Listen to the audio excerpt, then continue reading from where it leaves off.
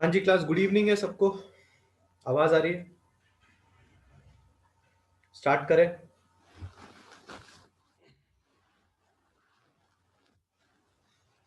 Good evening, good evening, good evening.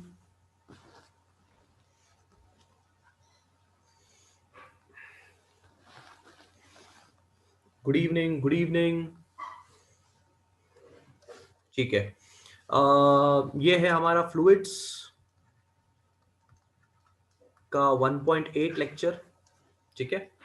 And मैं पिछले around एक वीक से नोटिस कर रहा हूँ सबका attendance. So around 80 to 100 students ऐसे हैं जो बिल्कुल रेगुलरली लेक्चर्स अटेंड करते हैं। ठीक है।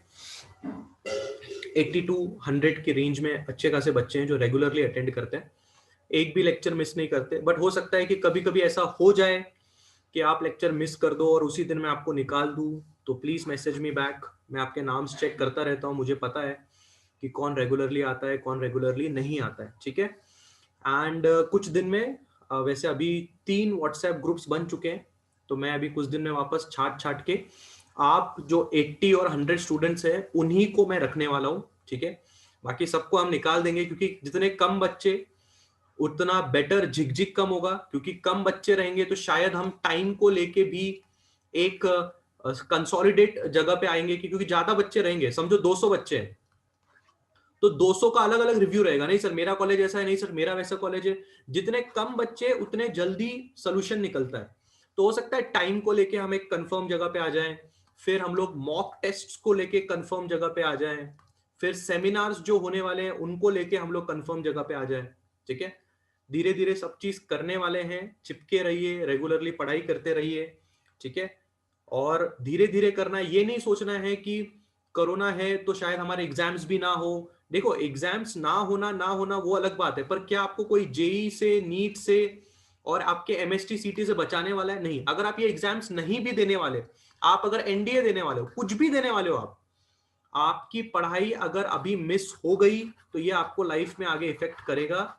इसलिए रेगुलरली बने रहिए। एक ही लेक्चर हो रहा है, अगर आप नोटिस कर रहे हो, कभी कभी 2 लेक्चर हो रहा है, तो कितना टाइम लग रहा है? 1.5 आवर्स आपके पूरे टाइम शेड्यूल्स में से अगर आपको देना है और आपको उसमें बहुत कुछ मिल रहा है, तो मैं सजेस्ट करूंगा कि प्लीज बने रहिए। ठीक है। बोर्ड्स का टाइम टेबल शायद सेट हो गया है, कल एचआरडी मिनिस्टर ने दिया था बयान। देखते हैं, 1-2 दिन वेट करके कंफर्म में क्या आता है, फिर उसके बारे में चर्चा करेंगे। स्टार्ट करते हैं आज का lecture. All of you should pay attention. आज हम लोग बात करने जा रहे हैं कोएफिशिएंट ऑफ विस्कोसिटी के बारे में। कोएफिशिएंट ऑफ विस्कोसिटी, जिसको हम डिनोट करते हैं ईटा से। ठीक है। इन द प्रीवियस लेक्चर हम लोग ने लेक्चर एंड किया था इसके ऊपर, वेलोसिटी ग्रेडियंट के ऊपर, जिसको डीवी बाई डी एक्स बोलते हैं। और उसी चीज को हमने इसलिए पढ़ा था क्योंकि हमें कोएफिशिएंट ऑफ विस्कोसिटी पढ़ना है। एक लॉ है जिसको न्यूटन्स लॉ बोलते हैं। Newton's law of viscosity. ठीक है। यहां पे भी न्यूटन्स ने अपना योगदान दिया हुआ है। न्यूटन्स अपने विस्कोसिटी वाले लॉ में कहते हैं कि जो विस्कस फोर्स लगता है, विस्कस फोर्स जो बिटवीन द लेयर्स लगता है, जिसके बारे में हमने पिछले लेक्चर में डिस्कशन किया, जिसको हम विस्कस ड्रैग भी कहते हैं, वो डायरेक्टली प्रोपोर्शनल होता है आपके लेयर्स की एरिया को, area of the layers, and वो डायरेक्टली प्रोपोर्शनल होता है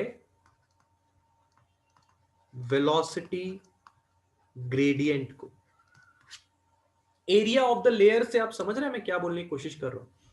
एरिया ऑफ द लेयर्स का मतलब है कि अगर समुद्र है, कितना विशाल समुद्र है, तो समुद्र में जितना बड़ा समुद्र है उतनी बड़ी बड़ी लहरें हैं, उतनी बड़ी बड़ी पानी का लेयर्स है, और जितना बड़ा एरिया होगा उतना ज्यादा विस्कस फोर्स होगा। इस चीज का अनुमान आप तभी लगा सकते हैं जब आपने कभी समुद्र देखा होगा।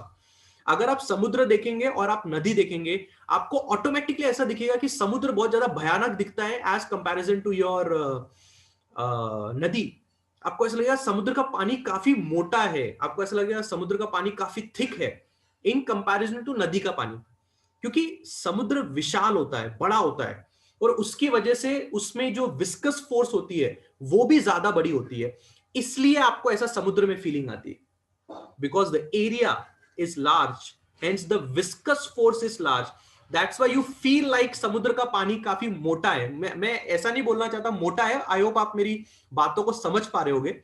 समुद्र का पानी की लहरें भी अजीब ही दिखती हैं। देखा है कभी समुद्र? आर यू अंडरस्टैंडिंग में क्या बोलने की कोशिश कर रहा हूं? नदी और समुद्र के पानी में फर्क दिखता है दोनों पानी, है दोनों पानी, ठीक है, एक सॉल्ट वाला पानी एक नॉर्मल पानी है, but are you understanding what I am saying? Yes. So जो विस्कस का फोर्स है वो डायरेक्टली प्रोपोर्शनल है area and the dv by dx, जिसके बारे में हमने पिछले लेक्चर में बातचीत करी थी, ठीक है। सो अगर आप यहां से रोहन बाद में बात करेंगे आउट ऑफ द टॉपिक नहीं जाएंगे, ठीक है। ईटा कांस्टेंट ऐड करेंगे और डीवी बाय डीएक्स, तो आप देख सकते हैं जब आप प्रोपोर्शनैलिटी साइन हटा के इक्वल टू साइन डालते हैं तब आप यहां पे कांस्टेंट को ऐड करते हैं, और उस कांस्टेंट का नाम है ईटा, जिसको आप बोलते हो कोएफिशिएंट ऑफ विस्कोसिटी।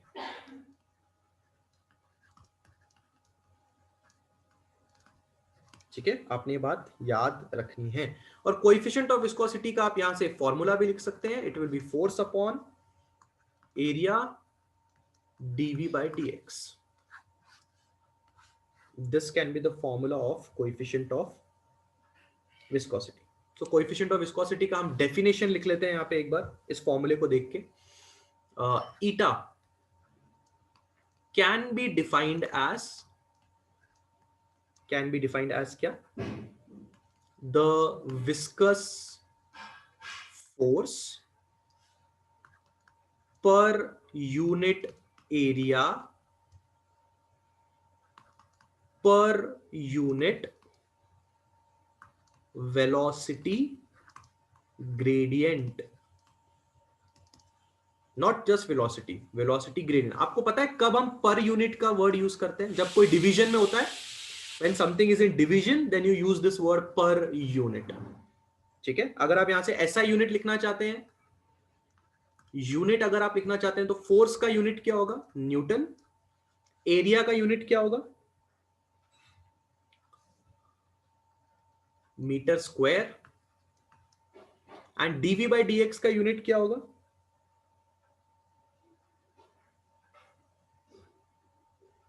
और you can directly write it as newton metre, नहीं, newton second per metre square.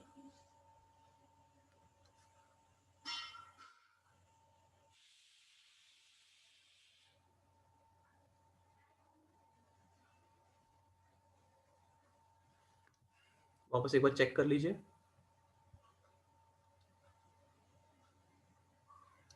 Coefficient of viscosity यानी कि विस्कस फोर्स के बारे में सबसे पहले हमें डिस्कशन किया। ये न्यूटन्स लॉ है, कभी कभी एग्जाम में ऐसा भी पूछ सकता है, explain the Newton's law of viscosity. तो सोचते मत रह जाना कि न्यूटन्स ने विस्कोसिटी का कब लॉ बनाया था।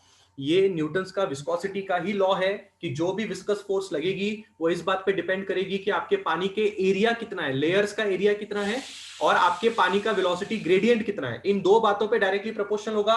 प्रोपोर्शनलिटी साइन जब आप हटाएंगे तो आपका ग्रेडियंट आ जाएगा, ग्रेडियंट बोल रहा हूं, कोएफिशिएंट ऑफ विस्कोसिटी आ जाएगा। उसके बाद तो क्या, बस फॉर्मूला आ गया, डिवाइड किया कोएफिशिएंट ऑफ विस्कोसिटी का फॉर्मूला और उसका unit, done. Coefficient of viscosity done है।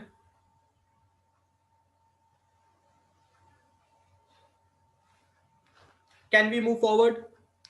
सिंपल एंड स्वीट, पक्का आगे बढ़ू? ठीक है, चलिए अगली चीज ध्यान से समझना। अगले टॉपिक का नाम है स्टोक्स लॉ।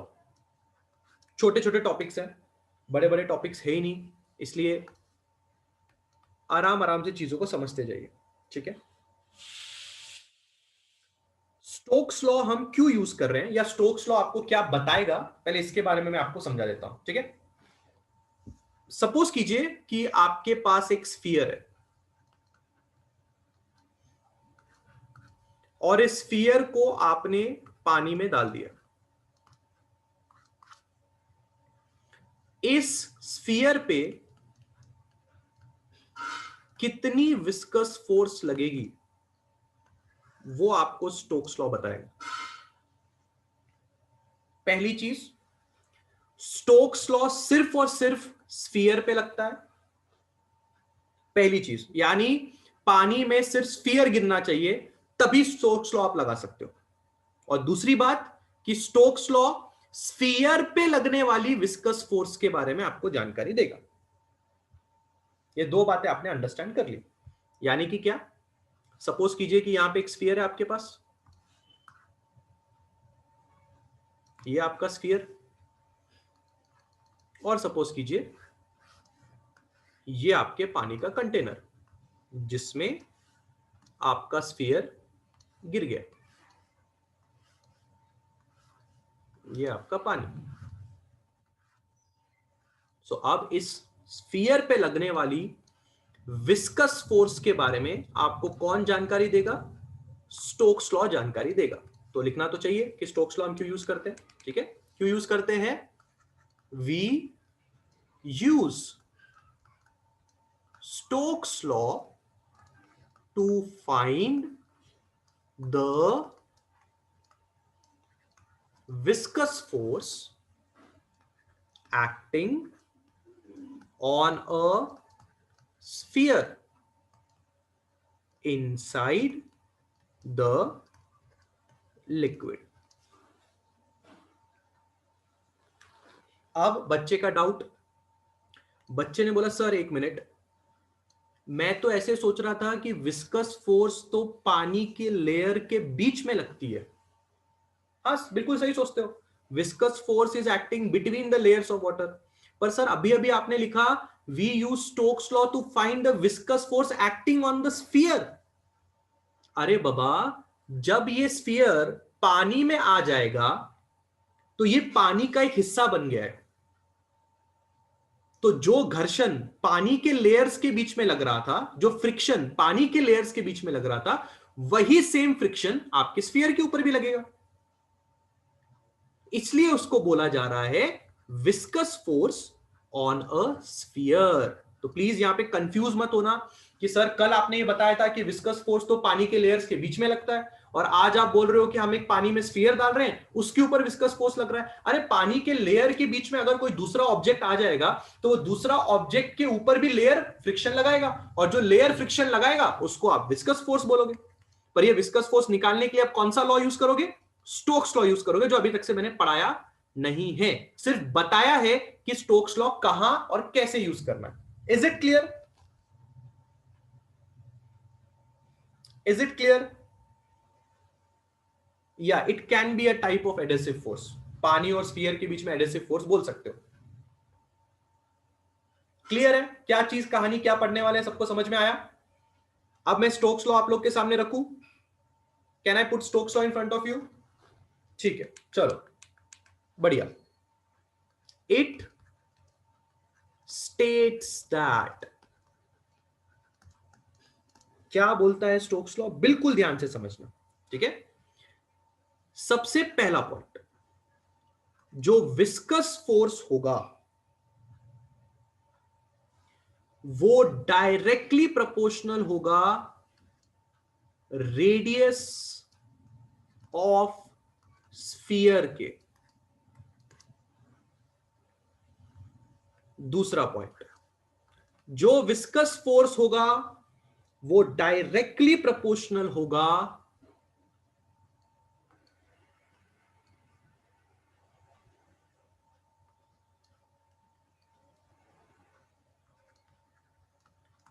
वेलोसिटी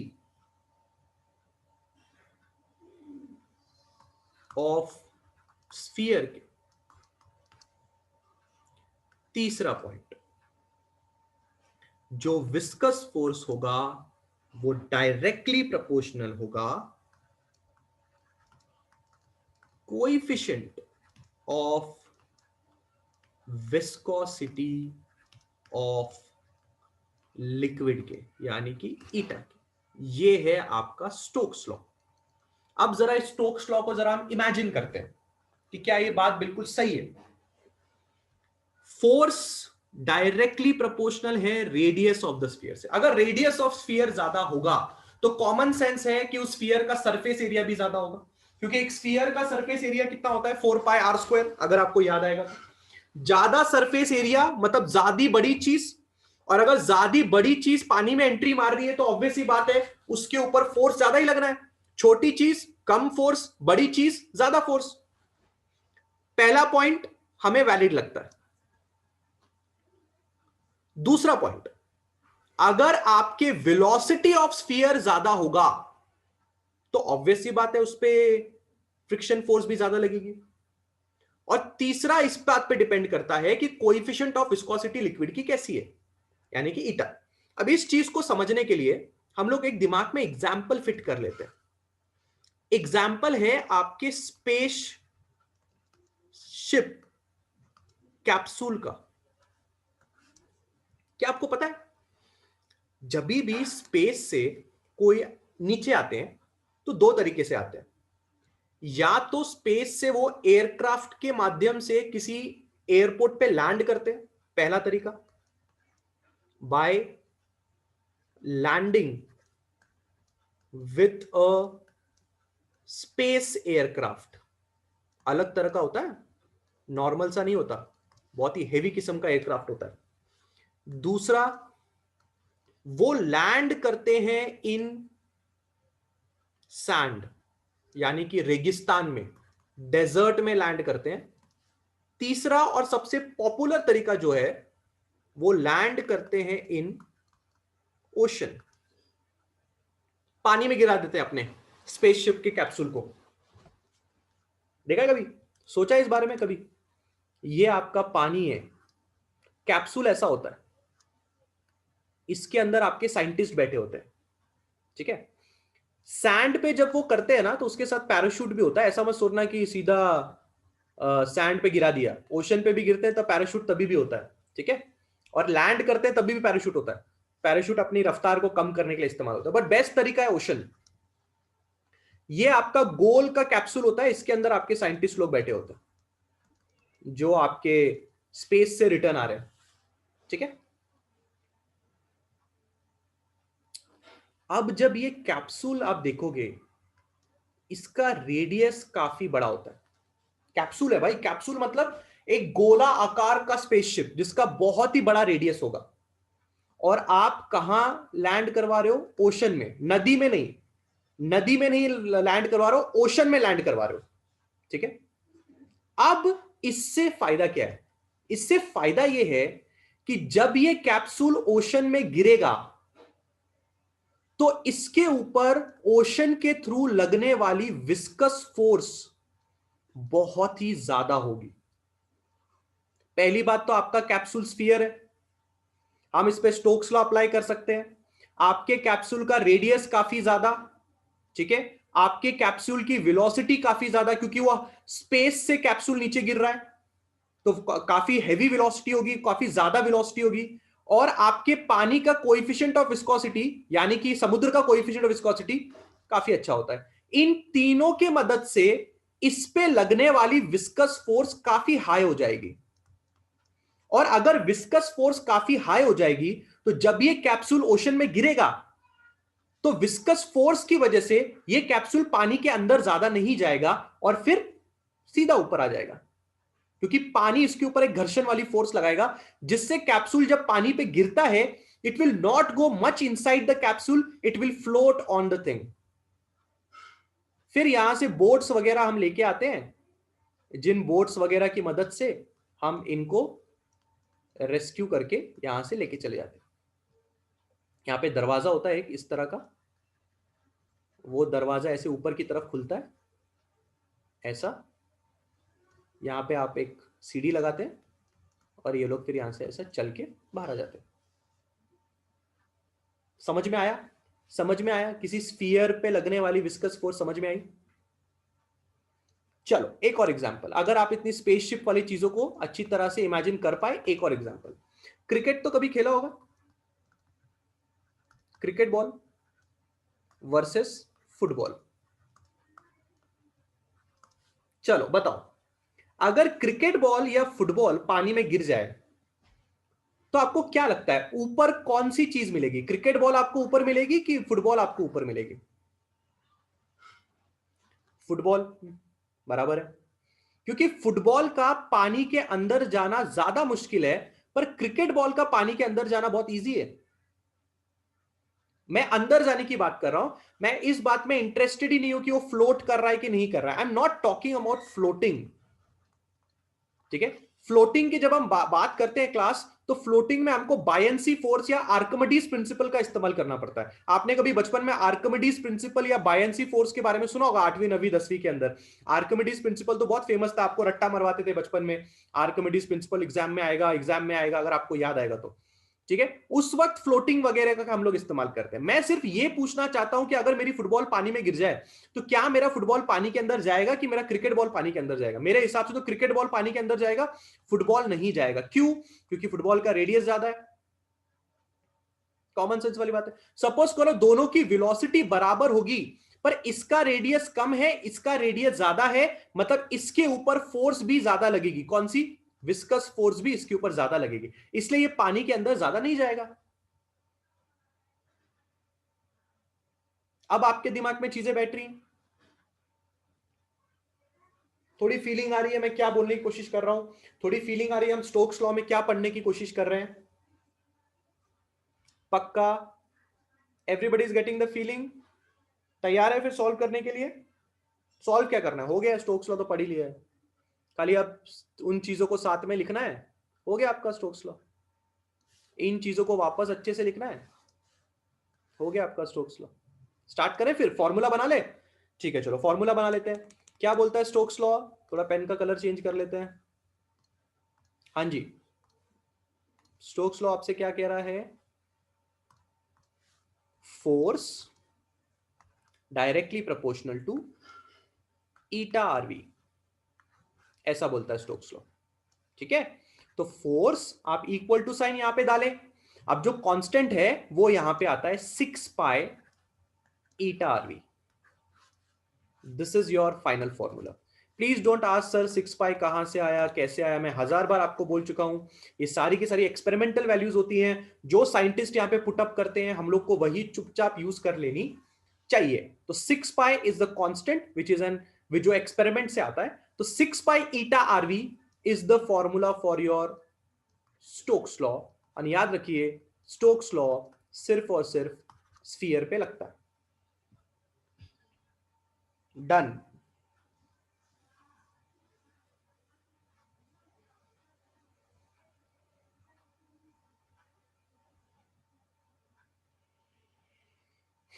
पक्का? स्फीयर पे लगने वाली फोर्स, उसके रेडियस, उसकी वेलोसिटी और पानी के कोएफिशिएंट ऑफ विस्कोसिटी पे डिपेंड करती है। छोटा छोटा टॉपिक, बढ़िया बढ़िया टॉपिक, अभी तक से 2 टॉपिक पढ़ लिया। ठीक है, सबसे पहले क्या पढ़ा? कोएफिशिएंट ऑफ विस्कोसिटी पढ़ा, उसके लिए आपने न्यूटन्स लॉ का इस्तेमाल किया। ठीक है, फॉर्मूला याद करके रखना। फिर आपने अभी स्टोक्स लॉ पढ़ा, उसमें आपने स्फीयर के बारे में समझा। आगे बढ़ू, अगला टॉपिक, टर्मिनल वेलोसिटी। ठीक है, क्या होती है टर्मिनल वेलोसिटी? किसके लिए पढ़ते हैं टर्मिनल वेलोसिटी? क्या समझते हैं इससे? जरा बिल्कुल ध्यान से बात को समझना। ठीक है, स्टोरी दिमाग में रखना। सबसे पहले हम वापस आपको बात बता दें कि टर्मिनल वेलोसिटी हम लोग स्फीयर को लेके ही पढ़ रहे हैं। ठीक है, सपोज कीजिए कि ये आपका एक कंटेनर है पानी से भरा हुआ। ठीक है, ये पूरा कंटेनर आपका पानी से भरा हुआ है, और सपोज कीजिए कि इसके अंदर एक स्फीयर गिर जाता है। होता क्या है पता है क्या? जब ये स्फीयर इस पानी में गिरता है तब इस स्फीयर के पास काफी अच्छी वेलोसिटी होती है। जब ये गिरता है, ठीक है, जब ये गिरता है तो ये काफी अच्छी वेलोसिटीज रखता है, ठीक है। नहीं, टर्मिनल वेलोसिटी किसी के भी ऊपर लग सकती है, बट टर्मिनल वेलोसिटी हम लोग अभी स्पेशली स्फीयर के लिए पढ़ रहे हैं, क्योंकि हमने स्टोक्स लॉ स्फीयर के लिए पढ़ा है। तो ये टॉपिक स्पेशली सिर्फ स्फीयर के लिए, ठीक है। हाँ, मैं क्या आपसे कह रहा हूं कि जब ये स्फीयर पानी में गिरेगा तो इसकी काफी अच्छी वेलोसिटी होगी। कुछ देर के बाद पानी इस स्फीयर के ऊपर विस्कस फोर्स लगाएगा और एक वक्त ऐसा आएगा जब ये स्फीयर एक कांस्टेंट वेलोसिटी से नीचे की तरफ जाएगा। क्या बोला मैंने? वापस रिपीट करता हूं, कांस्टेंट डाउनवर्ड वेलोसिटी। इनिशियली जब गिरेगा ना, धड़ाम करके गिरेगा, बहुत तेजी से नीचे आने की कोशिश करेगा, फिर पानी इसको बोलेगा अरे वेट करो वेट करो, हम भी जिंदा है, हम भी तुम्हारे ऊपर विस्कस फोर्स लगाएंगे। और पानी जब विस्कस फोर्स लगाता है तो पानी धीरे धीरे धीरे धीरे इसकी जो वेलोसिटी है उसको काबू में करके कांस्टेंट कर देगा। कांस्टेंट जीरो भी हो सकती है, कांस्टेंट का मतलब जीरो वेलोसिटी भी हो सकती है, पर जो भी वेलोसिटी रहेगी वो बदलेगी नहीं, वो पूरे टाइम के लिए सेम रहेगी। इस कांस्टेंट वेलोसिटी को आप टर्मिनल वेलोसिटी के नाम से जानते हैं। याद रखिए, पानी में जब कोई वस्तु गिरती है तो ऐसा तो होने वाला नहीं है कि उस वस्तु का एक्सेलरेशन होने वाला है। जब ये वस्तु ऊपर से नीचे गिरी तो ऑब्वियस सी बात है इसकी वेलोसिटी ज्यादा होगी, पर पानी में गिरने के बाद वेलोसिटी कम हो जाएगी। पर कम होते होते होते होते एक ऐसा वक्त आएगा जब उसकी वेलोसिटी में और कोई भी बदलाव नहीं आएगा। वो बदलाव ना आने वाली वेलोसिटी टर्मिनल वेलोसिटी के कंडीशन में आती है। पर आपके दिमाग में एक सवाल आ सकता है कि इसकी वेलोसिटी कांस्टेंट क्यों हो जाती है, वेलोसिटी में बदलाव आना क्यों बंद हो जाता है? क्योंकि किसी भी चीज में बदलाव तब आता है जब उस पे एक अनबैलेंस्ड फोर्स लगती है। कैसी फोर्स लगती है? अनबैलेंस्ड। अगर किसी के ऊपर अनबैलेंस्ड फोर्स लगेगी तो उसके ऊपर बदलाव आएगा। ये न्यूटन्स का फर्स्ट लॉ सेकंड लॉ बोलता है। कैसे? एग्जांपल दो। ये लो भाई, ये आपकी कार है, यहां से आप लगाओ 100 न्यूटन, यहां से आप लगाओ 10 न्यूटन, गाड़ी आगे की तरफ जाएगी। क्यों गई गाड़ी आगे की तरफ? क्योंकि आपने लगाया अनबैलेंस्ड फोर्स। ये आपकी गाड़ी, यहां से लगाओ 20 न्यूटन और उल्टी दिशा से लगाओ 20 न्यूटन, आपकी गाड़ी रेस्ट पे रहेगी, कोई चेंज नहीं आएगा आपकी गाड़ी में। क्योंकि आपने लगाया कैसा फोर्स? Balanced force. न्यूटन कहते हैं, और बाकी आप दुनिया में जानते ही हैं, कि अगर किसी के ऊपर अनबैलेंस्ड फोर्स लग रहा है तो ही वो कांस्टेंट वेलोसिटी मेंटेन नहीं कर पाएगा, पर अगर बैलेंस्ड फोर्स लग रहा है तो वो कांस्टेंट वेलोसिटी मेंटेन कर सकता है, कर सकता है कांस्टेंट वेलोसिटी मेंटेन। इसका मतलब इस स्फीयर में वो कौन कौन सी फोर्सेस है? बिल्कुल ध्यान से देखना, नीचे एक फोर्स लगेगी, वो होगा W बराबर mg। ऑब्वियस सी बात है, उसका वजन जो नीचे की तरफ लग रहा है। ऊपर की तरफ दो तरह की फोर्सेस लगती है। एक फोर्स लगती है जिससे आप बहुत अच्छी तरह से वाकिफ हैं, इसको बोला जाता है विस्कस फोर्स, इसको हम FV से डिनोट करते हैं। और एक फोर्स होती है जिसको हम बोलते हैं अप थ्रस्ट, हम इसको FU से डिनोट करते हैं। स्फीयर में नीचे लगने वाली फोर्स अगर ऊपर लगने वाली फोर्स के साथ बराबर हो जाए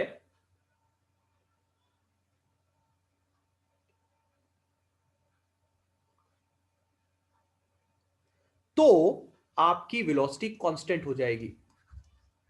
मैं इसके बारे में अभी चर्चा करूंगा।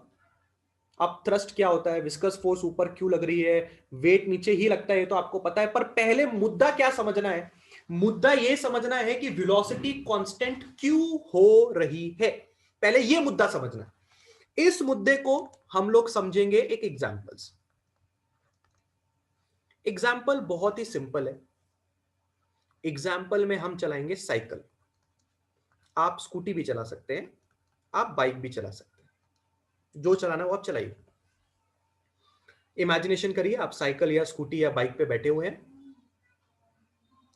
सबसे पहले आप नोटिस करेंगे कि आपकी बाइक, साइकिल, स्कूटी रेस्ट पे है। फिर आप उसके ऊपर एक फोर्स लगाते हो और आप मोशन में आ जाते हो। याद रखिए, आपने जो फोर्स आपके साइकिल या बाइक पे लगाई, वो फोर्स एक अनबैलेंस्ड फोर्स है। आपने पैडल आगे की तरफ मारा होगा। ऐसा नहीं है कि आपने पैडल आगे की तरफ मारा और किसी ने पीछे की तरफ धक्का मारा। नहीं, पीछे की तरफ आपको किसी ने धक्का मारा ही नहीं, आपने पैडल आगे की तरफ मारा है। मतलब इस साइकिल पे, ये जो आपकी साइकिल है जिसके आप ऊपर आप बैठे हो, आपने एक फोर्स लगाई है सिर्फ और सिर्फ आगे की तरफ, सिर्फ और सिर्फ आगे की तरफ। पीछे की तरफ कोई फोर्स ही नहीं लग रही है। तो ये अनबैलेंस्ड ही हुआ ना। एक ही दिशा में फोर्स लगना, मतलब मैं बोल सकता हूं आगे की तरफ फोर्स लग रही है पर पीछे की तरफ फोर्स 0 न्यूटन लग रही है। ऑब्वियस सी बात। तो आपकी गाड़ी कहां गई, आगे की तरफ गई। ठीक है। अब समझो थोड़े देर के बाद आपने पैडल मारना बंद कर दिया, बंद कर दिया आपने पैडल मारना। आप जानते हैं कि पैडल मारना बंद करने से आपने क्या किया। जब आपने पैडल मारना बंद कर दिया तो आपकी साइकिल एक कांस्टेंट वेलोसिटी से चलेगी। हां, कुछ देर के लिए चलेगी क्योंकि धीरे धीरे उसकी वेलोसिटी घटते जाएगी। पर मैं ये बात में तो श्योर हूं कि उस पर्टिकुलर मोमेंट तक आपकी गाड़ी एक कांस्टेंट वेलोसिटी से आगे की तरफ बढ़ेगी। ये चीज आप स्कूटी और बाइक में भी कर सकते हैं। कांस्टेंट वेलोसिटी क्यों लगी, क्योंकि अब आपके उसके ऊपर एक बैलेंस्ड फोर्स लग रही है। बात को समझो, पैडल ना मारना, पैडल ना मारना एक बैलेंस्ड फोर्स है। कैसे? क्योंकि पैडल ना मारने से आप खुद भी 0 न्यूटन की फोर्स गाड़ी पे लगा रहे हो और समझो वहां से भी 0 न्यूटन फोर्स लग रही है। वहां से कहां से? ऑपोजिट दिशा से। तो भाई बैलेंस्ड हो गया। तो आपकी गाड़ी कैसे चल रही है? कांस्टेंट वेलोसिटी से चल रही है। तो कभी भी कोई चीज अगर कांस्टेंट वेलोसिटी से चलानी है तो बैलेंस्ड फोर्स के बारे में सोचो, तब कांस्टेंट वेलोसिटी से चलेगी। अगर आपने अनबैलेंस्ड फोर्स लगा दिया तो गाड़ी या तो रेस्ट से मोशन में आ जाएगी, और अगर आपने मोशन में भी अनबैलेंस्ड फोर्स लगा दिया तो गाड़ी के साथ फिर एक्सेलरेशन होना है।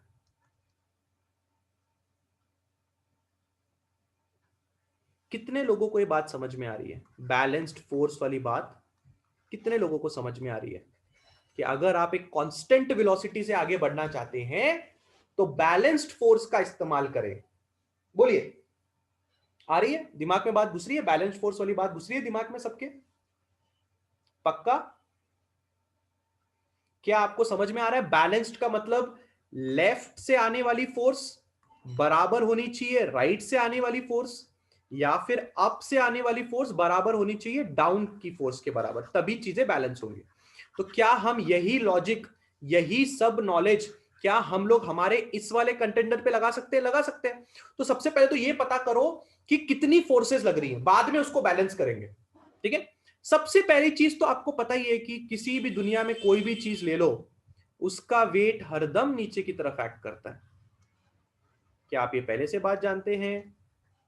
Wait acts always downwards. तो इसमें तो हमें कोई परेशानी नहीं है समझने में। परेशानी है इन दोनों को समझने में कि सर विस्कस फोर्स ऊपर की तरफ क्यों लगा। मुझे लगता है ये कॉमन सेंस है। विस्कस फोर्स तुम्हारा दोस्त तो है नहीं, विस्कस फोर्स तुम्हारा दुश्मन है, वो तुम्हारी वेलोसिटी को कम कर रहा है। अगर वो तुम्हारी वेलोसिटी को कम कर रहा है, तुम नीचे जाने की कोशिश कर रहे हो, तो ऑब्वियस सी बात है वो तुम्हारे ऑपोजिट ही लगेगा ना, वो थोड़ी तुम्हारे साथ लगेगा। फ्रिक्शन एक ऐसा फोर्स जो तुम्हारी रफ्तार को कम कर रहा है, वो तुम्हारे साथ लगेगा कि तुम्हारे ऑपोजिट लगेगा? तुम्हारे ऑपोजिट लगेगा। इसलिए विस्कस फोर्स हमने ऊपर की तरफ बनाया, क्योंकि स्फीयर तो नीचे की तरफ जाने की कोशिश कर रहा है। सो आई होप विस्कस फोर्स की डायरेक्शन में किसी को प्रॉब्लम ना हो। बराबर, विस्कस फोर्स ऊपर क्यों लगा, सबको समझा? अच्छा, अगला कौन है भाई? अगले बंदे का नाम है अप थ्रस्ट।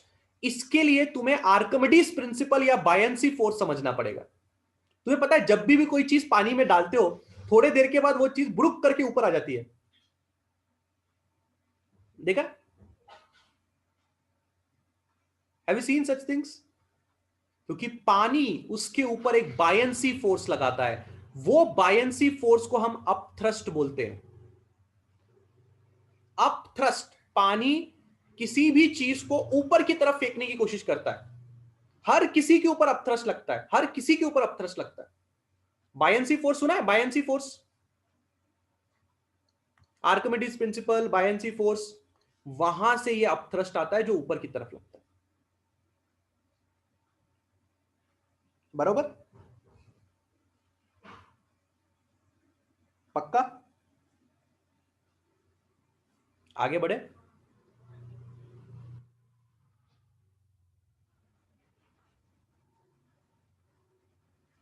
पहली बार सुन रहा हूं, सुनो अच्छे से सुनो, नहीं तो यूट्यूब पे वीडियो देखो। जब कोई बहुत बड़ी नाव पानी में उतरती हो, लोखंड से बनी हुई बहुत बड़ी शिप होती है ना, अगर वो शिप यार्ड से पानी में उतारते हैं ना, पहले तो शिप पानी के अंदर जाती है, पड़क करके ऊपर आ जाती है। इतनी बड़ी शिप भी ऊपर क्यों आती है? क्योंकि पानी उस पर एक अपथ्रस्ट लगाता है, बायंसी फोर्स लगाता है। इतनी बड़ी शिप पानी पे कैसे फ्लोट कर सकती है? क्योंकि पानी उसके ऊपर एक अपथ्रस्ट लगाता है जो उसको ऊपर की तरफ रखती है। Is it clear? आगे बढ़े? पक्का आगे बढ़ सकते हैं?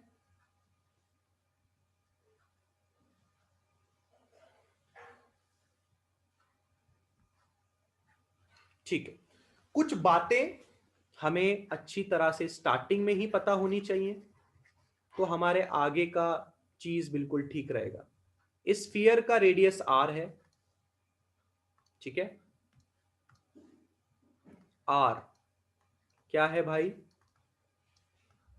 Radius of sphere. Rho density of sphere. ध्यान से सुनना, ये स्फीयर की डेंसिटी, ये पानी में गिरा हुआ स्फीयर, इसकी खुद की डेंसिटी रो है, ठीक है? सिग्मा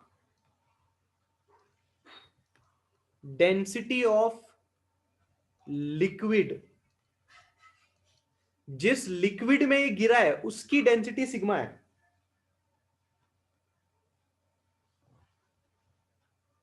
अगर इतनी बातें भी पता है, तो अब हम हमारा कार्यक्रम चालू कर सकते हैं। याद रखना, ये बहुत ही इंपॉर्टेंट चीजें हैं दोनों। किसकी डेंसिटी? स्फीयर की डेंसिटी और आपके लिक्विड की डेंसिटी, ठीक है? अब थ्रस्ट के बारे में थोड़ी और नॉलेज अभी दूंगा, जिनको नहीं पता है उनको लिए थोड़ी और नॉलेज अभी दूंगा, क्योंकि बहुत जगह पे अपथ्रस्ट का चीजें इस्तेमाल होती हैं। चलिए अपना कार्यक्रम करते हैं शुरू। क्या बोला गया? बोला यह गया कि डाउनवर्ड फोर्स बराबर होगी अपवर्ड फोर्स के।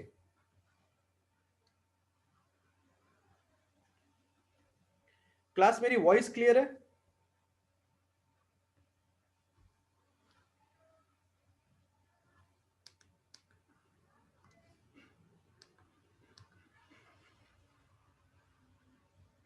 क्लियर है?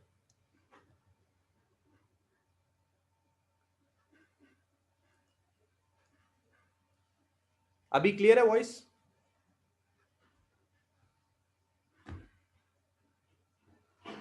Is it clear now?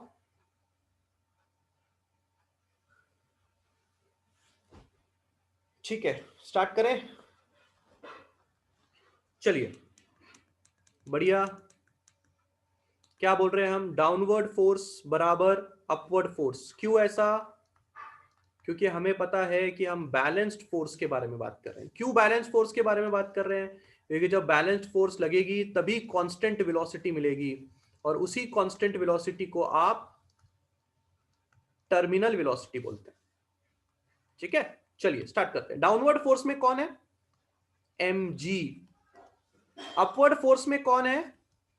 Force by viscous plus force by upthrust, बराबर।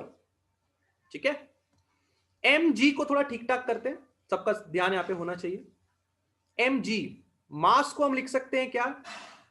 Density into volume. बहुत पहले भी ये चीज बताई थी मैंने। क्या बताई थी मैंने? डेंसिटी इज कितना? Mass upon volume. तो मास क्या होता है? मास होता है density into volume. I hope ये बात सबको पता होगी। पर मैं एक सवाल पूछना चाहता हूं, ये मास किसका है? बोलो, ये मास किसका है? स्फीयर का। तो डेंसिटी किसकी आनी चाहिए? डेंसिटी किसकी आनी चाहिए? स्फीयर की। क्या है स्फीयर की डेंसिटी भाई? ढूंढ के निकालो। हाँ, स्फीयर की डेंसिटी रो है। ठीक है, ठीक है। तो बिल्कुल ध्यान से देखना, बिल्कुल ध्यान से देखना। मैं क्या लिखूंगा? डेंसिटी ऑफ द स्फीयर यानी कि rho, volume of the sphere यानी कि V, G equal to viscous force. क्या होता है? अभी हमने स्फीयर पे विस्कस फोर्स निकाला, स्टोक्स लॉ के हिसाब से 6 पाई नीटा आर वी। ये वी अलग है, ये वॉल्यूम वाला वी है और ये वेलोसिटी के लिए वी है। प्लस, पहले तो इतना देख लो, आगे की चीज समझाता हूं। इतना क्लियर है? 6 पाई ईटा आर वी कहां से आया? स्टोक्स लॉ से आया। किसने पढ़ाया स्टोक्स लॉ? अभी पढ़ाया थोड़ी देर पहले। आपको समझ में आना चाहिए, एक स्फीयर पे जो विस्कस फोर्स लगती है वो 6 पाई ईटा आर वी होती है। आर स्फीयर का रेडियस है, वी स्फीयर की वेलोसिटी है, और ये एम की जगह पे डेंसिटी इंटू वॉल्यूम, ये डेंसिटी ऑफ स्फीयर है और ये वॉल्यूम ऑफ स्फीयर है। बोलो, इतना सबको समझ में आया? अब थ्रस्ट अभी लिखूंगा, बोलो पक्का? सब लोग का रिप्लाई आना चाहिए। इतना क्लियर है सब लोग को?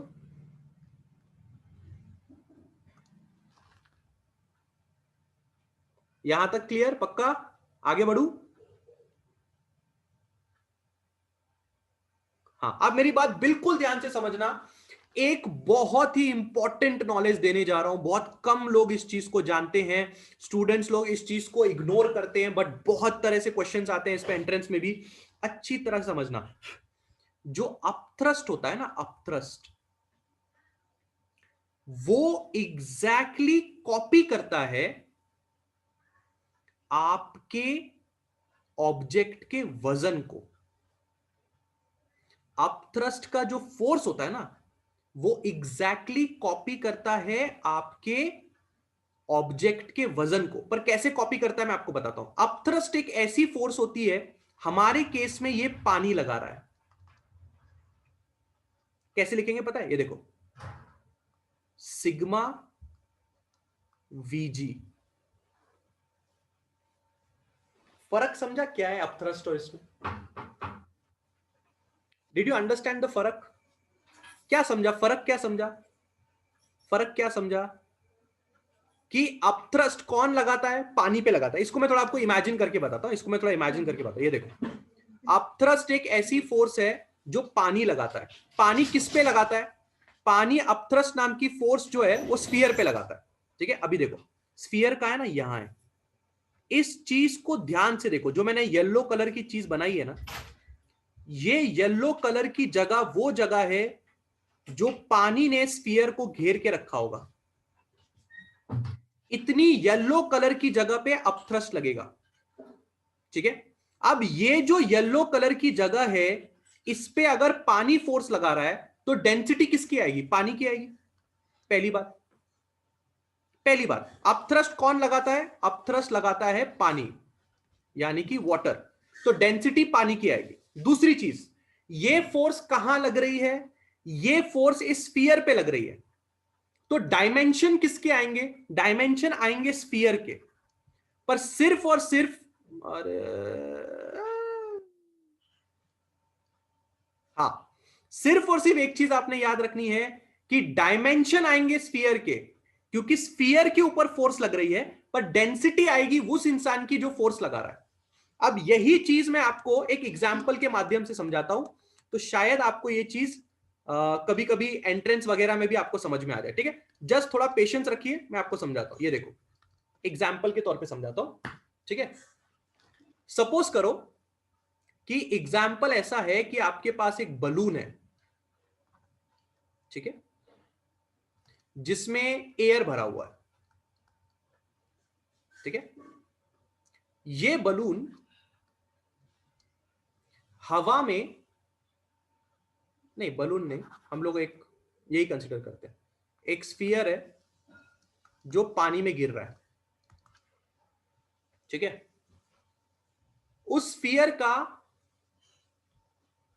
डेंसिटी या पानी का डेंसिटी आपको दिया हुआ है। अगर कोई क्वेश्चन में आपसे यह पूछता है कि बताओ कि इस स्फीयर पे कितना बायंसी फोर्स लग रहा है या कितना अपथ्रस्ट लग रहा है, एक ही बात है। अपथ्रस्ट लगना या बायंसी फोर्स लगना एक ही बात होती है। अगर ये स्फीयर पानी में है, अगर ये स्फीयर पानी में है, तो द अपथ्रस्ट का फॉर्मूला होता है, वो एग्जैक्टली सेम होता है आपके वेट जैसा। वेट का फॉर्मूला क्या है? वेट का फॉर्मूला क्या है? m इंटू जी। अपथ्रस्ट का फॉर्मूला क्या है? m इंटू जी। सेम फॉर्मूला, बस फर्क इतना है कि अपथ्रस्ट पानी लगाता है। तो अगर आप यहां पे रो वीजी पुट कर रहे हो, यहां पे रो आपके स्फीयर की डेंसिटी है, तो जब आप अपथ्रस्ट का फॉर्मूला लिखोगे तो खाली एक चेंज करना, डेंसिटी ऑफ पानी डाल देना। बहुत सारे लोग बोलेंगे सर एग्जैक्टली सेम फॉर्मूला कैसे, खाली डेंसिटी का फर्क क्यों? इसी चीज को समझाने के लिए मैं आपको बार बार ये कह रहा हूं कि आप इमेजिन कर पा रहे हो कि सिर्फ और सिर्फ इस बात का फर्क है कि पानी ने इस स्फीयर को चारों तरफ से घेर के रखा हुआ है। अब अगर मैं आपको पूछूंगा वो कौन सा पानी है जो स्फीयर पे फोर्स लगा रहा है, यहां वाला पानी, यहां वाला पानी, कि वो पानी जिसने स्फीयर को घेर के रखा है, वो पानी जिसने स्फीयर को घेर के रखा है? अच्छा, ये जो पानी जिसने स्फीयर को घेर के रखा है, वो स्फीयर पे अपथ्रस्ट लगा रहा है, बिल्कुल सही। तो इस पानी का रेडियस कितना? इस पानी का रेडियस कितना? जितना स्फीयर का रेडियस उतना ही उस पानी का रेडियस। इस पानी का वॉल्यूम कितना? जितना इस स्फीयर का वॉल्यूम उतना ही उस पानी का वॉल्यूम। बस फर्क कितना? इस पानी का डेंसिटी स्फीयर के डेंसिटी जितना नहीं है।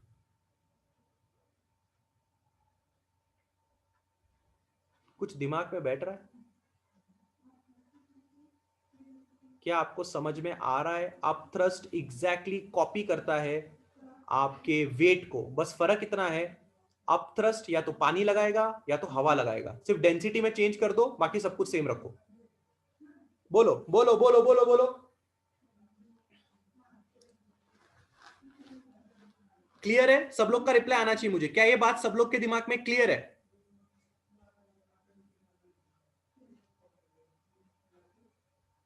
ठीक है, आप थोड़ा बेटर समझेगा जब मैं सब्स्टिट्यूशंस करूंगा। जब मैं सब्स्टिट्यूशंस करूंगा तो आपको बेटर समझेगा। यहां पे ध्यान दो, अभी भी क्लियर है? आई नो सब्स्टिट्यूशंस देख के आपको ज्यादा बेटर समझेगा। सबका ध्यान यहाँ पे होना चाहिए।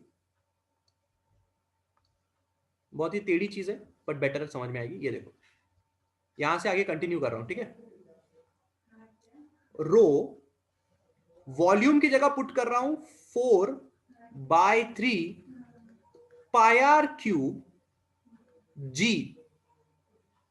रो की जगह पे रो, वॉल्यूम की जगह पे 4/3 पाई आर क्यूब, ये स्फीयर का वॉल्यूम होता है, equal to 6 pi eta RV को मैंने हाथ नहीं लगाया, प्लस सिग्मा वॉल्यूम में पुट कर रहा हूं 4/3 pi R cube G. Exactly copy है, देखो ये वाला चीज और ये वाला चीज एग्जैक्टली कॉपी है। हमने सिर्फ डेंसिटी का फर्क करके दिखाया। आपने किसका वॉल्यूम पुट किया? आपने स्फीयर का वॉल्यूम पुट किया कि नहीं पुट किया? देखो यहां पे भी स्फीयर का वॉल्यूम, यहां पे भी स्फीयर। आप ये कॉन्ट्रडिक्ट भी कर सकते हो कि सर अपथ्रस्ट तो पानी लगा रहा है और आप वॉल्यूम स्फीयर का लिखते हो, ऐसे कैसे? एक तो बोलते हो कि अपथ्रस्ट पानी लगा रहा है और वॉल्यूम स्फीयर का लिख रहे हो, ऐसा क्यों कर रहे हो? वॉल्यूम पानी का लिखो ना। अरे मेरा सवाल ये है, बताओ वो कौन सा पानी है जो स्फीयर पे अपथ्रस्ट लगा रहा है? ये येलो वाला पानी है। बताओ ये येलो वाले पानी की वॉल्यूम कितनी है? स्फीयर जितना ही तो है।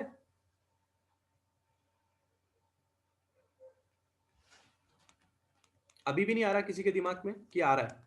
कि मैं आपको क्या समझाने की कोशिश कर रहा हूं? सबको समझ रहा है? बहुत ही इंपॉर्टेंट स्टेप है, बहुत ही इंपॉर्टेंट स्टेप है, बहुत ही इंपॉर्टेंट स्टेप है। सबका रिप्लाई नहीं आएगा, आगे नहीं बढ़ने वाला हूं मैं। अगर किसी का रिप्लाई नहीं आया, मैं आगे नहीं बढ़ने वाला हूं। बेटर हो ऐसी। लॉज ऑफ मोशन का एंट्रेंस करवाएंगे, लॉज ऑफ मोशन का एंट्रेंस करवाएंगे, उसमें बायंसी फोर्स के न्यूमेरिकल्स करेंगे। उस वक्त अगर अपथ्रस्ट का नाम लूंगा तो समझ जाना भाई क्या बात कर रहे हैं हम लोग।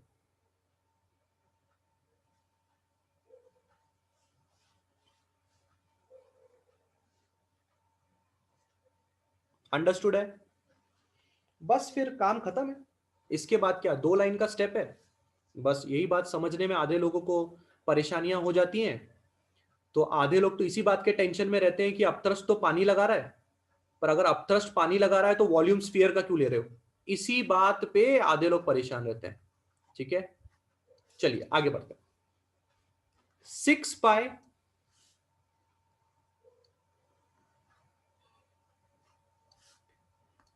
ईटा आरवी बराबर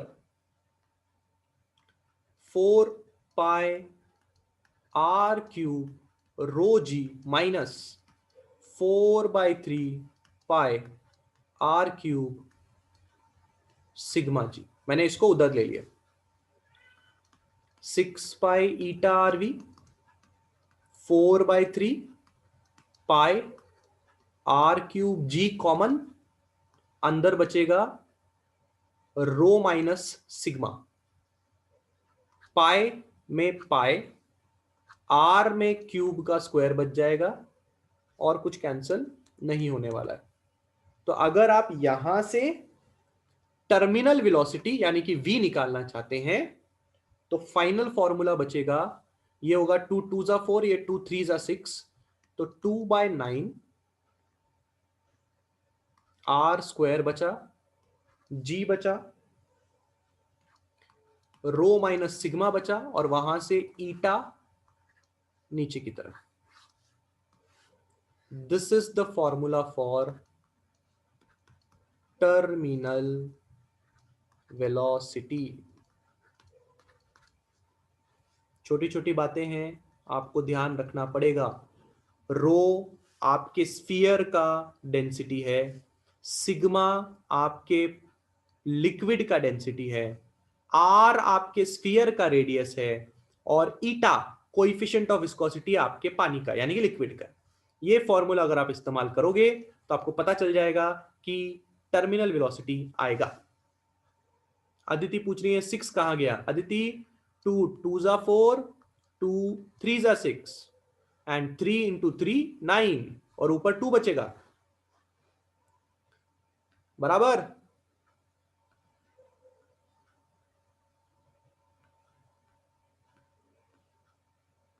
अजी हाया ना?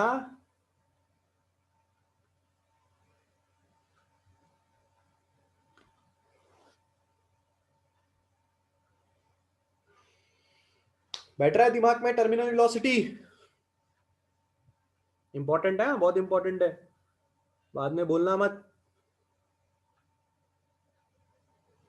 अपथ्रस्ट तो खतरनाक चीज है, याद रखना। अपथ्रस्ट के ऊपर बहुत न्यूमेरिकल आते हैं।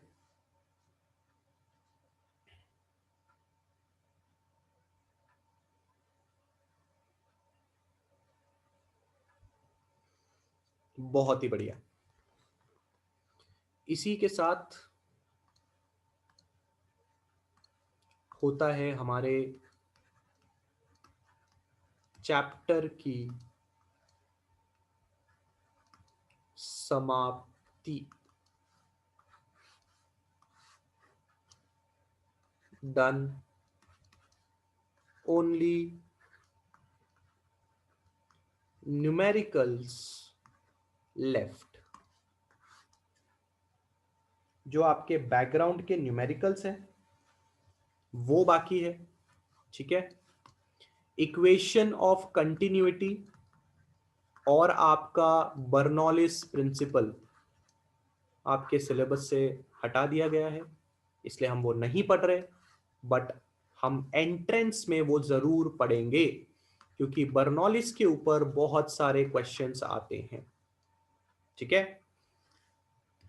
आज के लेक्चर में मैंने बहुत सारे इंपॉर्टेंट चीजें आपको बताई हैं। टर्मिनल वेलोसिटी में बहुत सारी चीजें आपने देखी। स्टोक्स लॉ रट्टा मारने लायक चीज है, उसमें कुछ भी नहीं है। कोएफिशिएंट ऑफ फ्रिक्शन या कोएफिशिएंट ऑफ विस्कोसिटी यानी कि न्यूटन्स लॉ, वो भी रट्टा मारने लायक चीज है, उसमें भी कुछ नहीं है। डायरेक्टली स्टोक्स लॉ के फॉर्मूलेज हैं और आपके उसके भी फॉर्मूलेज हैं, कुछ ऐसा नहीं है जिसको आपको ध्यान देना है। न्यूटन्स कहते हैं कि एरिया और कोई ये वेलोसिटी ग्रेडियंट को डायरेक्टली प्रोपोर्शनल न्यूटन कहते हैं, बस खत्म हो गया। उसके बाद आपका ये टर्मिनल वेलोसिटी, बस उसमें आपका दिमाग लग रहा है अपवर्ड फोर्स डाउनवर्ड फोर्स के बारे में। ठीक है। हाँ, कुछ लोग के कमेंट्स हैं कि सर लॉग टेबल सिखाइए। ठीक है। देखिए, लॉग टेबल अब आप आ गए हो 12th स्टैंडर्ड में। ठीक है। 12th स्टैंडर्ड में आने के बाद भी अगर आपको लॉग टेबल नहीं आता तो हो सकता है कि हम आपको एक लेक्चर में लॉग टेबल सिखाएं, या फिर YouTube जैसी इतनी बड़ी दुनिया आपके सामने मौजूद है, अगर आप इस दुनिया का इस्तेमाल करेंगे तो बहुत सारे लोगों ने बहुत ही अच्छी तरह से आपको लॉग टेबल वहां पे सिखाया होगा।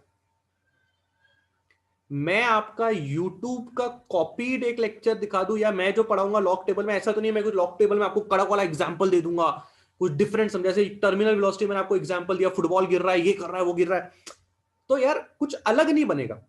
लेने के लिए कुछ नहीं है, लेने के लिए अपन ले सकते हैं। हो सकता है आधे लोग का ऐसा कि नहीं सर आप समझाओगे तो ही दिमाग में घुसेगा सर, वो यूट्यूब वाले नहीं समझ में आते हम लोगों को।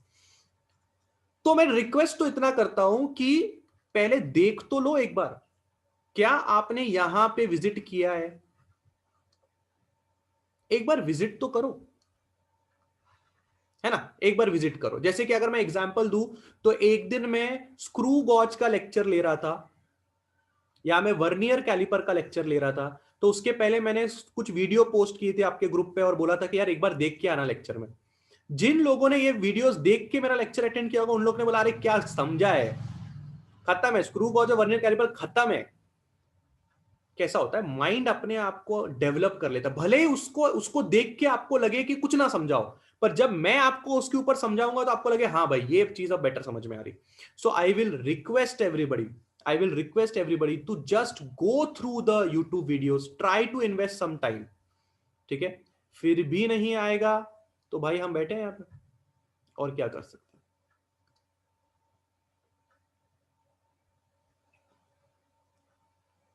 ठीक है। बोर्ड एग्जाम्स कब है, I let you know. HRD minister ने क्या बोला देखते हैं अभी। ठीक है। अब मेरा रिक्वेस्ट क्या है तुम लोगों से, आज मैं न्यूमेरिकल्स नहीं करवा रहा हूं, मैं न्यूमेरिकल्स नेक्स्ट लेक्चर में करवाऊंगा। ठीक है। मैं न्यूमेरिकल्स हाँ ठीक है। सौरभ का कहना है कि सर आपके हिसाब से कोई ग्रुप पे अच्छा लॉग पढ़ाने वाला का यूट्यूब का वीडियो आप पोस्ट करो, हम वो देखेंगे। ठीक है, मैं मेरे हिसाब से एक वीडियो पोस्ट करता हूं।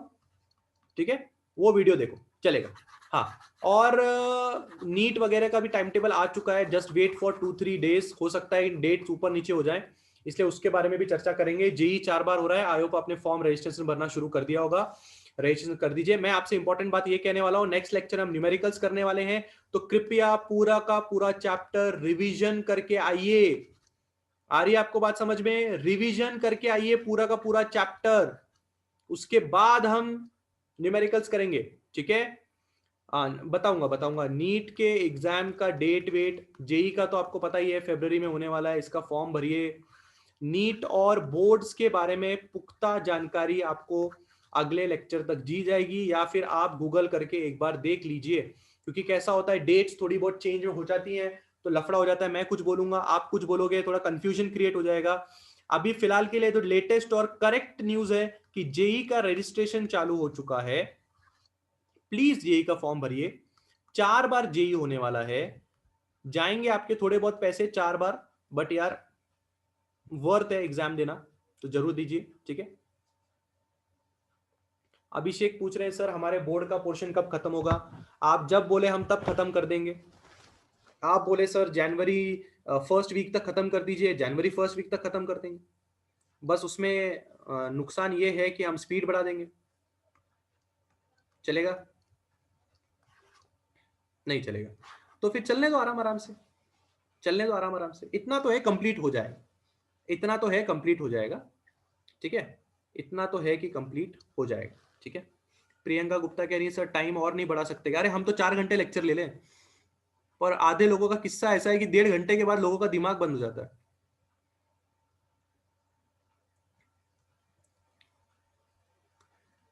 शेख सानिया मैं बोल चुका हूं 4 बार, नीट के बारे में कोई पुख्ता जानकारी हमारे पास नहीं है फिलहाल। सर कॉलेज से क्रिसमस की छुट्टी मिली है तो सुबह एंड दिन में लीजिए ना। अरे हाँ यार ये तो मैं पूछना भूल गया था, thank you so much Ayesha. ये बताओ रे न, तुम्हारी तो बताते नहीं हो, बताओ बोले ली क्रिसमस का छुट्टी कितने दिन में, जल्दी बोलो रे क्रिसमस हॉलीडे कब है, डेट बोलो। सबको हॉलीडे है ना? कब से कब तक है रे? कब से कब तक? कब से कब तक? 25? 25 एक ही दिन हॉलीडे है?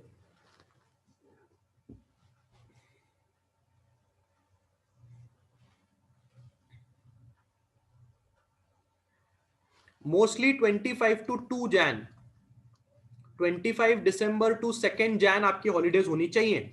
अगर किसी की ये हॉलीडे नहीं है, किसी का एक ही दिन हॉलीडे है, तो फिर भी वो लोग मुझे मैसेज करके बताएंगे कि आपका कॉलेज का टाइमिंग क्या है, ताकि हम सुबह तकरीबन 7 बजे से लेक्चर रखें, जैसे 7 AM, थोड़ा आप सो के उठो आराम से, 7 AM to like 9 AM, morning में थोड़ा अच्छा भी समझ में आएगा। तो अगर हम इसमें खींच पाए 25 दिसंबर से 2 जनवरी लाइक 7 AM to 9 AM खींच पाए, अगर किसी का कॉलेज है पर फिर भी वो ये टाइम एडजस्ट कर पाएगा तो बहुत बढ़िया हो जाएगा, ठीक है। यार भुवन पाटिल यार कुछ करो ना यार, भुवन पाटिल कुछ करो भुवन पाटिल। अभिषेक कुछ करो। निकिता क्यों नहीं जमेगा, क्या टाइमिंग है आपका कॉलेज का?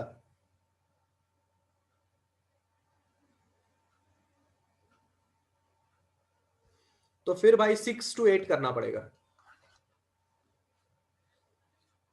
फिर 6 to 8 करना पड़ेगा। अगर आधे लोग के कॉलेज है तो फिर 6 to 8 करना पड़ेगा।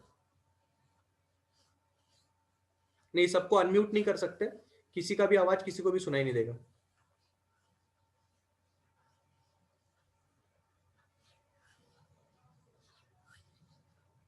जो भी स्पेशल केस वाले लोग हैं, जो भी स्पेशल केस वाले लोग हैं जिनको पूरी छुट्टियां नहीं मिली हैं, drop me a message on WhatsApp by suggesting that I am from 12th standard, my छुट्टी इज ओनली फॉर 1 डे और 2 डे और 3 day and my timing is this, तो उसके हिसाब से मैं देखता हूं। और फिर देखते हैं, फिर या तो 7 to 9 रखते हैं, तो 6 to 8 रखते हैं। क्या हो जाएगा पता है, अगर तुमने मुझे मॉर्निंग में एक शेड्यूल दे दिया ना, तो मैं इवनिंग में तुमको फिर इंफिनिटी के ऊपर, इंटेंसिटी के ऊपर फोकस करने लग जाऊंगा, ठीक है। बात समझ में आ रही है?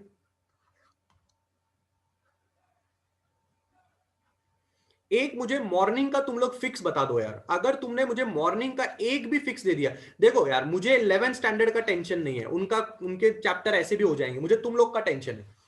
तो तुम लोग अगर मुझे मॉर्निंग में एक फिक्स शेड्यूल बता दोगे ना, तो फिर मैं तुम्हें इवनिंग में एक शेड्यूल देता हूं जिसमें अपन फिर पूरा इंटेंसिटी लगातार करते रहेंगे। कोई यहां पे है 6 to 8 प्रॉब्लम वाला? कोई है जिसको 6 to 8 प्रॉब्लम है? Anybody having a problem in 6 to 8? एक काम करो, कोई जिसको प्रॉब्लम नहीं हो मैसेज मत करो, डोंट टाइप। जिसको प्रॉब्लम है वो मैसेज मत करो, जिसको प्रॉब्लम नहीं है वो करो, जिसको प्रॉब्लम है वो करो।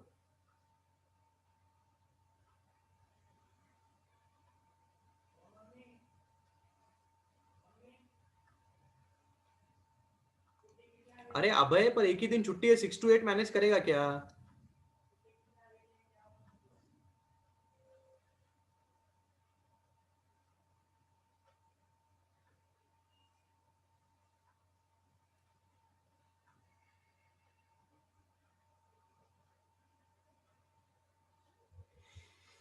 हाँ